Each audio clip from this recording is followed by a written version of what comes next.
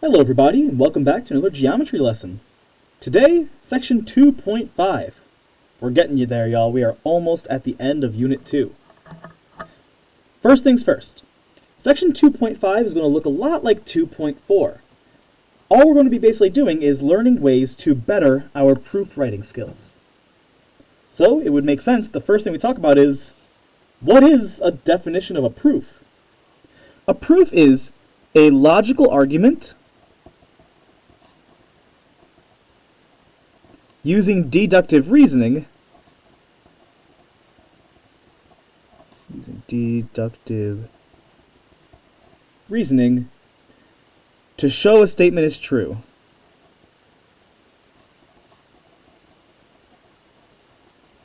To show a statement is true. Perfect. So when we say we're using deductive reasoning, we have to remember what deductive reasoning really means. Deductive reasoning is using facts, definitions, logic to prove a point. There is, however, something else I want to talk about. The idea of a theorem. The reason why theorems are so important is because theorems are going to become reasons that we can use in our proofs. A theorem is just a statement that can be proven. Whereas a postulate is a statement that we don't necessarily need to prove or cannot prove. We just accept as true. Theorems, though, can be proven, and once you prove them, you can actually use them in your proofs. Last, most certainly not least, the way that we have been organizing our proofs so far has been in 2 columns. A 2-column proof has numbered statements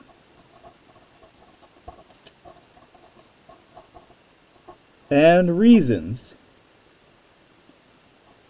to show an argument.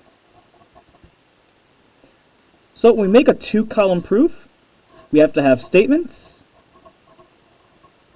we have to have reasons, and it's best convention to actually write down numbers for your statements and reasons. That way, somebody could point to it and say, oh, because of reason number 1, this happens. The thing is, there are some things that are always going to be the same about statements, or about 2-column proofs. And that is that your given will always be your first statement, and the first reason will always be the word given. All right. Very briefly, I'd like us to take a look at the next page. The next page has some proof writing tips for us. These tips should help us with actually writing our proofs. Number 1, make sure that you have a diagram for geometric proofs. If there is anything involving shapes, angles, segments, anything, making a diagram is necessary if there isn't one already. Also, it's your diagram. Mark it up. Marking it up means using different drawings, figures, highlights that help you understand what's going on. You'll see that in a lot of proofs, I like to highlight different angles, because for me personally, angles can always get a little bit confusing when you're talking about all these letters. Number 2, the first reason in your proof is always given. You can't start a problem without any information. Number 3 is one of the most important things I'd like us to keep in mind. A lot of people ask me, Mr. Strager, I just don't know how I can get good at proofs. This is how. Work with the end in mind. Working with the end in mind means look at how we want to finish a proof and try to see if we can work towards getting those elements into our proof somehow. I'll give you an example.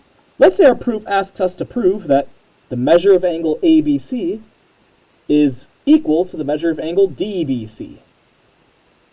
Well, at some point in your proof, you're going to need ABC, and at some point in your proof, you're going to need DBC. So by working with the end in mind, we can ask ourselves, what postulates or theorems could I use that would let me write down either the measure of angle ABC or the measure of angle DBC. Number 4, keep a note card handy with your possible reasonings. Hey, we're already doing that. Go us. Number 5, this is going to be something that's a little bit new. Remember, congruence and equivalence are two different things. Shapes can be congruent. So for instance, line segment AB can be congruent to line segment CD. Numbers are equal. So this is the length of AB is the same length as CD. Just like how we have different notations for them, we actually also have different reasonings for them. If you have congruence and want to switch over to equals, or if you have an equal sign you want to switch over to a congruency symbol, the way we do it is using the reason definition of congruence. That's right. Anytime we want to swap between these two forms, just have your reason be definition of congruence and you can make it happen. We'll do an example here in just a moment that illustrates this. Number 6, at some point in the problem, at some point in most problems I should say, you're going to end up replacing or substituting some variable with another. Maybe it's using the substitution property. Maybe it's using the transitive property. Either way, my recommendation is to somehow mark off the lines that are using that property. Maybe putting a bracket around them. That's what I would like to do. Finally, number 7. We're going to be using a lot more definitions in the coming lessons. Anytime we see a word that implies a definition is being used, maybe in your proof I use the word midpoint, or bisect, or perpendicular.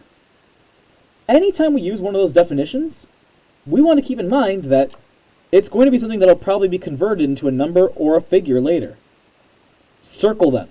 Circle them in your proof to see if any pieces connect. Alright. I'd like us to start off with this proof down here as a bit of a warm-up. This is a very short proof, and you'll see that I've listed all the statements for you already. The one thing I haven't done is I have not labeled anything in this lesson. So please make sure you are labeling your proofs. Alright. I want you to pause the video here and see if you can figure out the reasons for each of these steps on your own. Afterwards, I will show you what it will look like. So pause the video here and see if you can figure it out. Hopefully you've had a chance to try it. So, the first statement is AC equals AB plus AB. That's just our given. So we can just write the word given. Using our tip number 3, we have to work with the end in mind. We have to prove that AB equals BC. So of course we already have AB in there. We need to put BC somewhere in our equation. What we did was we put down the statement AB plus BC equals AC. You might be confused, because this does not look like statement 1. And if it was just a simple substitution, how would we even substitute? Remember, the diagram is a great source of information. According to the diagram, if AC is the entire big line segment, then AB and BC add together to make it AC. What postulate is that? That is the segment addition postulate. That's the one that says you can add together two smaller segments to make a big one. And that's what we're doing here. Then things get weird. We suddenly have AB plus AB equals AB plus BC. But both of these sound familiar. AB plus AB is from all the way up here. AB plus BC is all the way down here. So we need to ask ourselves, what happened? What did we do? This, everybody, is the telltale sign of a combination step. Anytime both sides of the equation look similar, but you weren't sure they would ever match together, that's a sign that either substitution or the transitive property is being used. Here, we said AC equals AB plus AB. AB plus BC equals AC. Wait a second. The AC is repeated. We have to remember our rules. What happens if the AC is repeated here and here? Well, using the transitive property, we can say AB plus BC equals AB plus AB. It's like we're cutting out the middleman. This would be our transitive property. Technically, if it was me writing this, I would have switched around these two statements, but I understand why they left it this way. This is the transitive property of equality.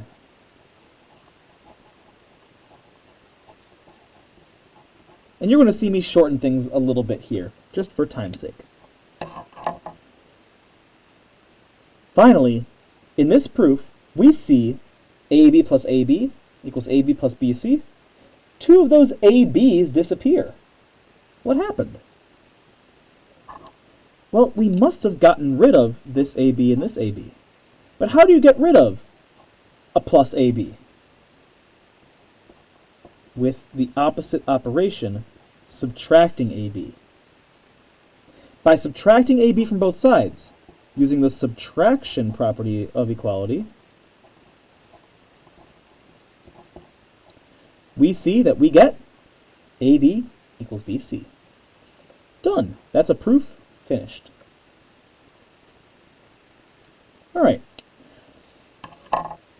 Now that we are all warmed up, I want us to actually flip forward a couple pages. I want us to flip all the way to the back side of the notes. We're going to be jumping around a bit through these proofs, doing some of the shorter ones first. So, I want to briefly work towards proving some theorems. Once you prove a theorem, you can use it as reasoning for a future proof. So here we have line segment LM equals is congruent to line segment NP. We have to prove that line segment NP is congruent to line segment NM. Well, first things first. We don't have a diagram here, so I really want to draw these two congruent segments. Since there's no drawing, we sort of have freedom of how to draw it. The only rule is that LM has to be congruent to NP. So I'm just going to keep it pretty simple. I'm just going to make two line segments that look like they're about the same length. There we go. That way we can mark one of them LM, and we can mark the other NP. Easy enough. For us to write a proof like this, we always want to start with our given. So of course, statement 1 and reason 1 will just be what we were given at the start of the problem. So our first statement will be line segment LM is congruent to line segment NP, given.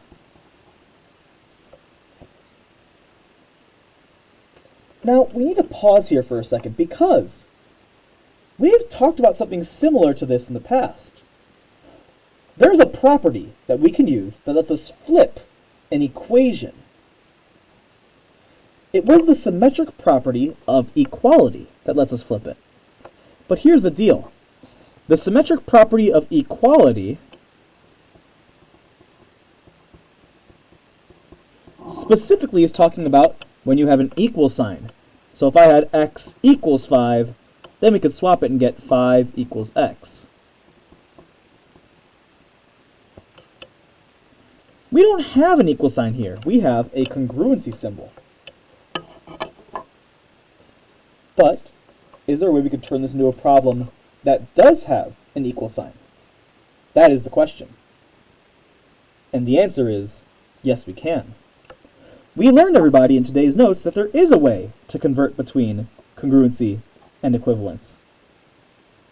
The way you convert between the two, and again, the segments are going to disappear once we start talking about measurements, is the definition of congruence. We just talked about this one in our tips. The definition of congruence lets us swap between congruency and equivalence. So wait a second. Now that it is an equal sign, can we use the symmetric property? I think so. I think we can go and change the order of these so it's NP equals LM. Our reason for that, again, would be the symmetric property of equality. But our final statement has a congruency symbol. So how can we swap between equal signs and congruency symbols? You guessed it. We just need to use the definition of congruence again. The definition of congruence lets us swap between equals and congruency, or congruency and equals.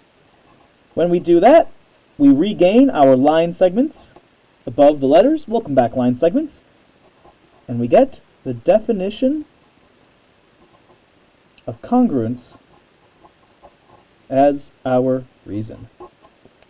Done. What we've essentially done here is proved something new, a new theorem. It turns out that the symmetric property doesn't just work for equal signs. Through these 4 steps, we've shown that you can also flip things that are congruent. We have just proved a new theorem that we can use in the future. So let's flip back to the very start of our notes for today, the definitions page. If I could find the definitions page, there we go. And we see that we have a whole bunch of reasons down here. It turns out that we have proven the symmetric property of segment congruence, that you can flip a line segment backwards and it'll still be true, or more specifically, the congruency statement backwards. So here's what I'm going to do. I want you to pause after I write down all these definitions here, and I want you to write them down as well. But I also want you to write all these reasons, starting with the reflexive property of segment congruence, on your note card. And presto, there they all are. So, let's go over these real quickly.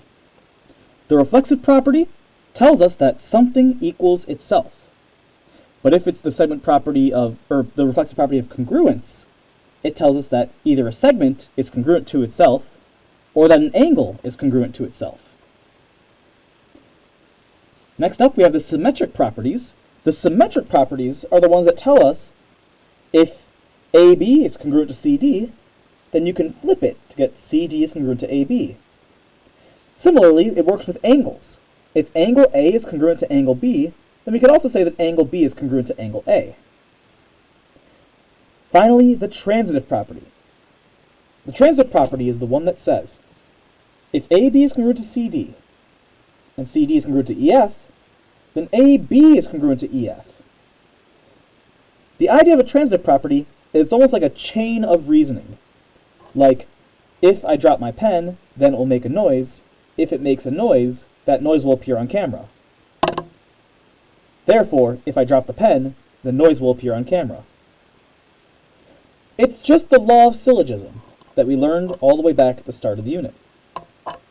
It works for angles too. If angle A is congruent to angle B, and angle B is congruent to angle C, then angle A is congruent to angle C. It's because they're all the same. Pause the video and write these down. Make sure you have all of these definitions written in your notes. And make sure you put the names on your note card. Alright, let's flip the page over to this one here. We've got a couple of practice proofs. Now, I have filled in some of the information in this one here.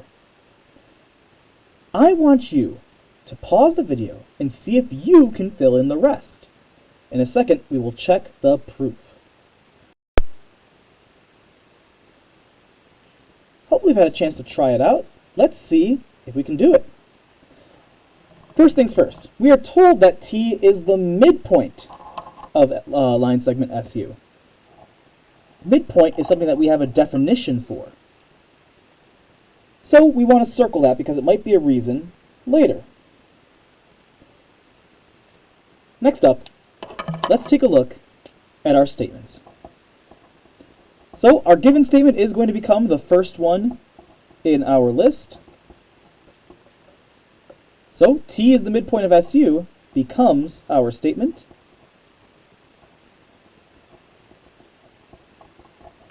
Line segment SU. And that's given. We already know that that's given. Then all of a sudden we jump to ST is congruent to TU. What the heck? Where did that come from? Well, a lot of times when we have a definition, like a word that is given a definition in geometry, we can use that definition in a proof. So what does midpoint mean? Well, the midpoint is the point that cuts a line segment in half, making both sides congruent. Aha! That's why ST is congruent to TU. So the reason that we give anytime we use a definition are the words definition of whatever we used. In this case, definition of midpoint is what tells us the two sides are congruent. If you have a hard time remembering these definitions, study the definitions and write the name of that reason on your note card. Like I would almost write definition of midpoint on the note card. Next up, we have ST equals TU. We know that to go from a congruency symbol to an equivalent symbol, we just say that the definition of congruence, which I'm just going to write as this, can switch it for us. That was an easy one. Then, all of a sudden, we've got numbers. The reason we got these numbers is because our diagram has them here. So there are two reasons we can give for putting the numbers in there. One reason we can give is that these numbers are given to us. Yes, indeed, we can count things in our diagram as givens. But in order to count it as given, we would need to write a new statement here like ST equals 7x and 3x plus 20 equals TU. But you're also allowed to just skip straight to substituting. We can understand where these numbers came from because they came from the diagram. So we can just say we substitute in ST for 7x, and TU we turn into 3x plus 20. From here, we're just solving for x. So we're trying to prove that x equals 5. So what do we need to do? Well, if we have 7x equals 3x plus 20, our first step should be to subtract 3x from both sides. Getting all the x's together is important. That would give us 4x equals 20. So I'm going to write down 4x equals 20. And the reason is, since we subtracted the same thing from both sides, the subtraction property of equality. Yep, that's right, we're not dealing with congruencies now, we're dealing with equal signs. The last thing we need to do to get x all by itself is to divide both sides by 4, giving us x equals 5.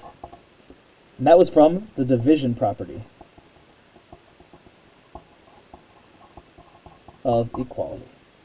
Oops, forgot to number that last one. But you get the idea. That is our proof. Before we start the next one, I want to point out something pretty interesting. So let's take a look. Something that's interesting is, first off, I forgot to give you one of the givens. C is the midpoint of line segment BD was supposed to be on there as one of our givens. But I wrote it down here just so that we have it. Given that fact, and the first fact, we have to prove that AB equals CD. You'll notice that I put two statements into the first box. That's right, you are allowed to put multiple statements in the same box, but under one condition. They have to both be the same reason. In this case, both these statements are given. So I'm okay with writing them in their same box.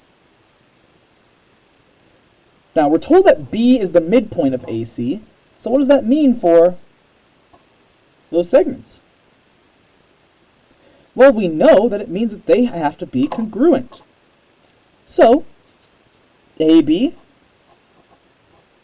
is congruent to line segment BC. But wait, there's more. Because C is the midpoint of BD. These two. So, BC is also congruent to CD. Interesting. Because these are both just the definition of midpoint, I write them in the same box to save on space. This is definition of midpoint. Love it. From here, we take a look at problem, or not problem number 3, but step number 3. How can we use the information here to get to AB equaling CD? Well, do we spot anything that could be helpful? Because I certainly do. I see that BC is repeated. Specifically, line segment BC is repeated.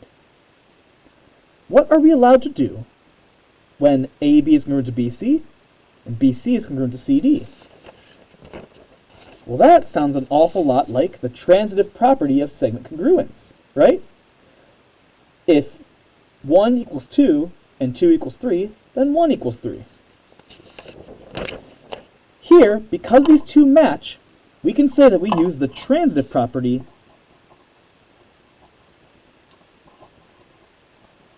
of segment congruence to combine the two statements. Line segment AB is congruent to line segment CD.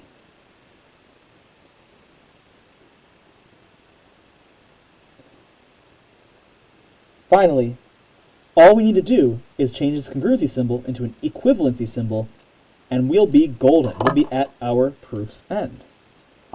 What lets us change from a congruency symbol to an equivalency symbol? Well, of course, that's a definition of congruence. Done and done. Statement proven. We've got just one last problem to take a look at, and this one is the trickiest of them all. You see, not only did I not give you a diagram, this one has a lot of statements and reasons. So, I want you to pause the video, draw a diagram, write in what you know, and try to see if you can prove this. Pause the video and try it out. So, how'd we do? For the diagram, if M is the midpoint of A and B, that means that M has to be exactly halfway between A and B. Don't forget the congruency marks. This gives us a lot of sort of heading for our proof. This tells us that no matter what, we have to use the definition of midpoint to show that these two are congruent. Let's get down to it. If M is the midpoint of line segment AB, which is our given, then we know that AM has to be congruent to MB.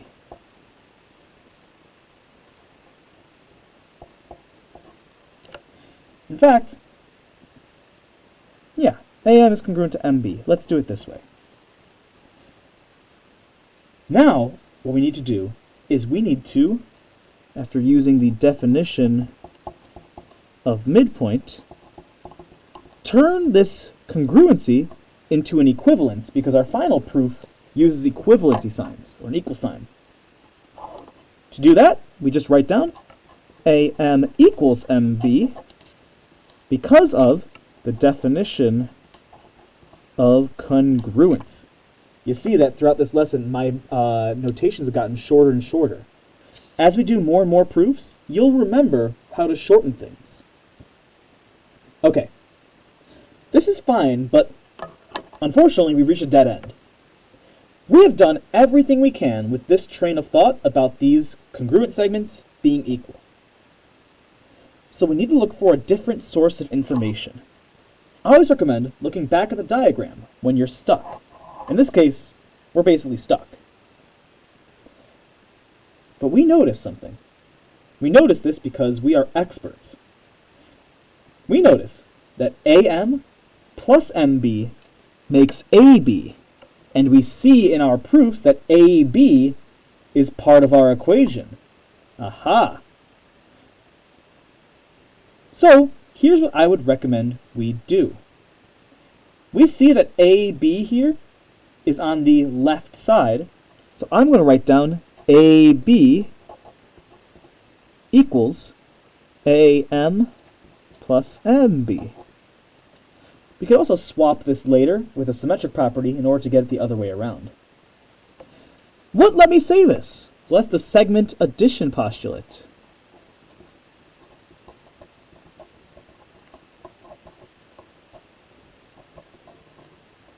Segment addition postulate says we can do that.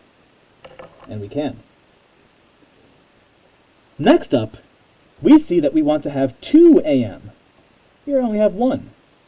If this MB was an AM instead, we would have 2 AMs, right? Turns out we can absolutely make that a reality. Because here we are told that AM equals MB. So we can substitute AM anywhere there's an MB in our problem. This is AM plus AM, and this is substitution. Substitution property of equality says we can substitute. This means, wait a second, AB equals 2AM if we combine AM plus AM. How do we do that? Well, the reason is quite simple. This reason is just simplify. Because we know that AM plus AM is 2AM. That's not crazy to see. How can we get the statement now to look like AM equals 1/2 of AB? Well, for starters, I think we're going to need an extra step here. Yes, that's right. If you do need extra steps, I am personally okay with you writing down extra steps if they're necessary. If they are unnecessary steps, that's a different story. What we notice here is AB equals 2AM, but we want AM on the left side. So what lets us switch these two around so it says 2AM equals AB? Anytime we flip, that's a symmetric property.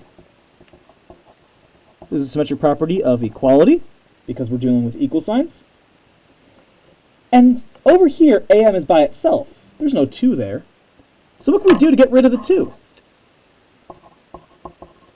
Well, if we have 2AM equals AB, we can divide both sides by 2 to get AM equals AB over 2, which is the same as AM equals 1/2 AB. So, for number 8, we can say AM equals 1/2 AB simply because we can divide both sides by 2. It's the division property of equality. Done and done. With that, that concludes our notes for section 2.5. Thank you so much, everybody. I hope you have a fantastic rest of your night.